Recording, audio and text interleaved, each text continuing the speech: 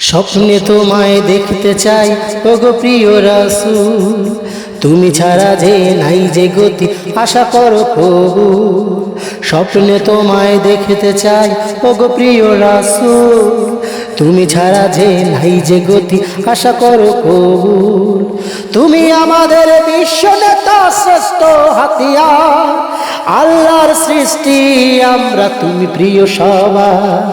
তুমি আমাদের বিশ্ব নেতা শ্রেষ্ঠ হাতিয়ার, আল্লাহর সৃষ্টি আমরা তুমি প্রিয় সবার।